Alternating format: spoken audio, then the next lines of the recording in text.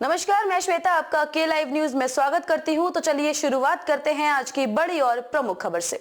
रोजगार कितना कारगर चुनावी मुद्दा, चुनाव में कांग्रेस इसे धार देने में जुटी तो भाजपा पेश कर रही है आंकड़े। रोजगार प्रत्येक चुनाव का एक स्थायी मुद्दा है। पहले लोकसभा चुनाव से लेकर अब तक शायद ही कोई चुनाव हुआ हो जिसमें रोजगार मुद्दा ना रहा हो। केवल भारत ही नहीं, अमेरिका जैसे विकसित देशों में भी रोजगार का सवाल कभी दबा नहीं।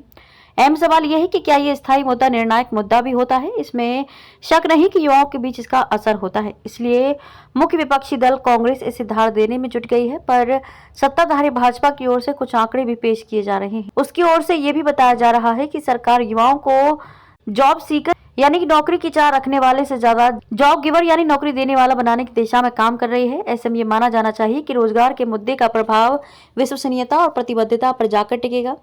इस स्थायी मुद्दे के स्थायी समाधान के लिए नया रास्ता ही ढूंढना होगा।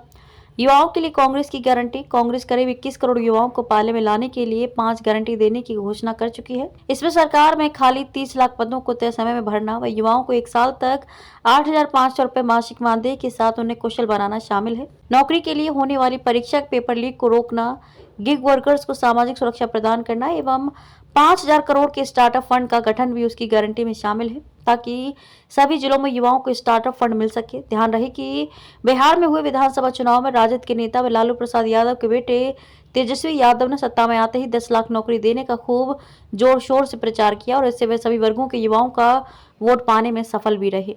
दक्षिण भारत के राज्य तेलंगाना और कर्नाटक के विधानसभा चुनाव में भी कांग्रेस ने रोजगार के मुद्दे को उछाला था, लेकिन कांग्रेस को अगर विश्वसनीय ढंग से युवाओं को अपने साथ करना है तो फिर यह भी बताना होगा कि पिछली कांग्रेस सरकारों के समय और वर्तमान में कांग्रेस शासित राज्यों में इस दिशा में कितना काम हुआ, वरना ये सिर्फ चुनावी स्टंट बनकर रह जाएगा।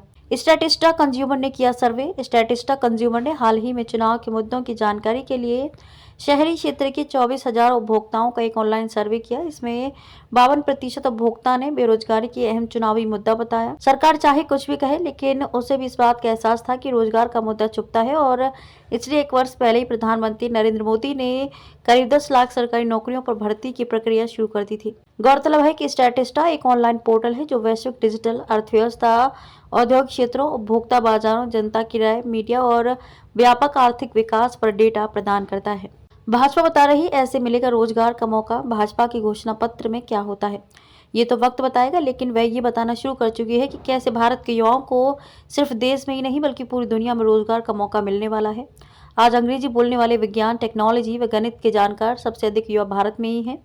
बार्कलेज की रिपोर्ट के मुताबिक वर्ष 2023 से वर्ष 2027 के बीच ऑटोमेशन से दुनिया भर में 8 करोड़ 50 लाख नौकरियां जाएंगी, तो artificial intelligence, machine learning, fintech व ई कॉमर्स में 6 करोड़ 90 लाख नौकरियां निकलेंगी। इन नौकरियों के लिए भारत सबसे बड़ा मानव संसाधन आपूर्तिकर्ता होगा। बार्कलेज पीएलसी एक वैश्विक वित्तीय सेवा कंपनी है जो व्यक्तिगत और व्यावसायिक बैंकिंग, थोक और वाणिज्यिक बैंकिंग के साथ ही निजी और निवेश बैंकिंग समाधान पेश करती है। खबरों में अब तक के लिए बस इतना ही। फिर होगी आपसे मुलाकात ऐसी किसी बड़ी और खास खबर के साथ।